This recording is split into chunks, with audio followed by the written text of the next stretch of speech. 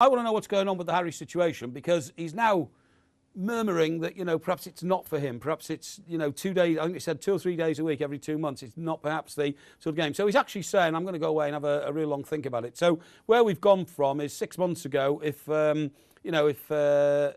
was going to go, there's only one man who's going to take over. That was Harry. Capello was going to go after the tournament anyway, so Harry's been lined up. And then it seemed a real shoo-in, Harry, to simply replace Fabio Capello. It doesn't look that easy now. No, you know what it is? It's Harry and his agent playing brinkmanship with the FA, because the FA think that they can just go to Harry Redknapp and go, yep, yours a job, and he's going to snap their hand off. So if you want to negotiate yourself a decent contract, you're not going to say to someone, oh, I'm dying for the job. I think it's him actually putting a message out and say, by the way, it's not as nailed on as what you think it is. Even if you offer it to me, I might not take it. So you've got a better negotiating tool. Then he can go back to Tottenham. Then he goes to Spurs and say, oh, by the way, England want me. You're going to have to come up with better contracts. So he'll play the two off against each other. Well, you say that, and yet, you talk to people at the FA, and they say we haven't made any approach. We really haven't made any approach to any manager. No, I'm not saying we haven't. I'd say, but what he's saying is, I know I'm the overwhelming favourite. If you think that you're just going to offer me the job and I'm going to be grateful for it, I'm not. Get it, So he can up the ante on his onto the Skype wall. That's where we like our fans to be. To join us on this show, Gareth is a Spurs fan. He's up on the Skype wall now. Gareth, good evening to you, pal. Hello, how you doing, all right? Yeah, doing very well indeed. Maybe the fact that the FA said we haven't made an approach to any manager, maybe the fact that Harry's agent has said, well, we haven't heard anything from anybody, might in fact give you succour and comfort that perhaps Harry won't go.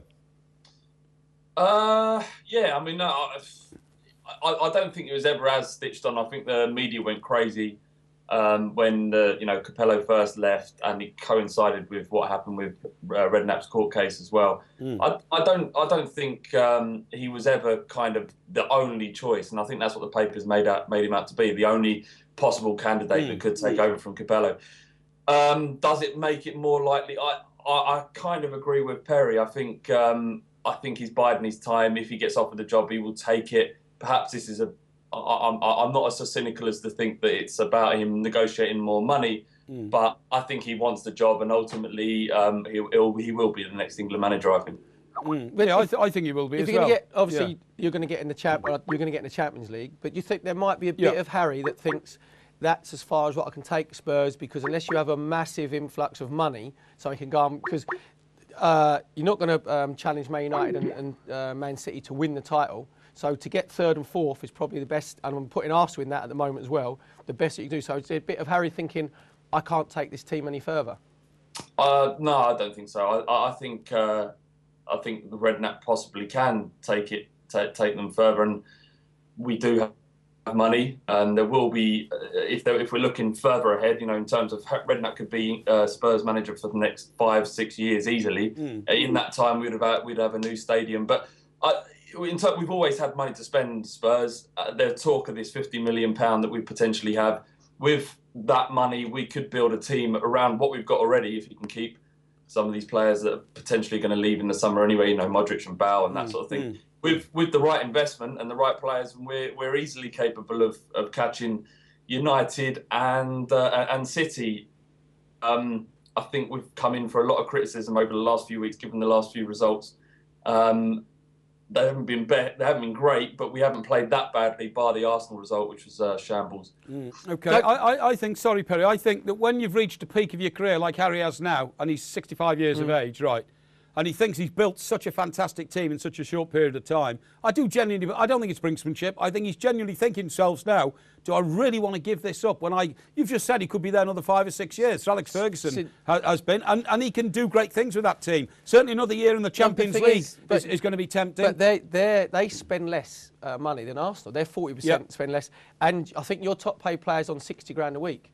Now, you're not going to attract the top players. Although you're in the Champions League, they're not going to go to someone, I know it sounds ridiculous, who's paying 60. So Spurs are in the same position as what Arsenal are, where you have to up your basic wage. And if they don't, you're going to have all the furore surrounding Modric again. That's going to rear its ugly head at the end of the season, because his head will be turned.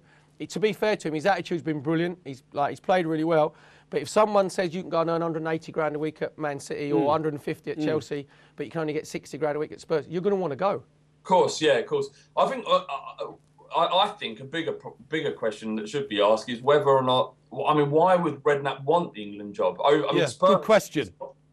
Spurs, out of if you compare any of the teams in the top the top half, but certainly in the top 5, Spurs is the most attractive job that he's going to ever, it's going to be at his disposal. Yes. He's not going to get able to manage anyone else. And the England job, as we well know, and is proved over and over again, is a poison chalice. It's a horrible job to have. The press get on your back. Even though, it's supposed to be the best job in the country. Obviously, England, and there's all that kind of glorious and glamour that could potentially come with winning a European trophy or potentially a World Cup. But the fact is, the press love to create and destroy the England manager, and that will happen with Redknapp, without doubt. I don't know why you'd want to go there. And Redknapp get the England job, Modric leaves, Bale leaves, and then everybody's happy. No, I don't think so. I saw him celebrate passionately enough when we got that equaliser at the Emirates a few years back.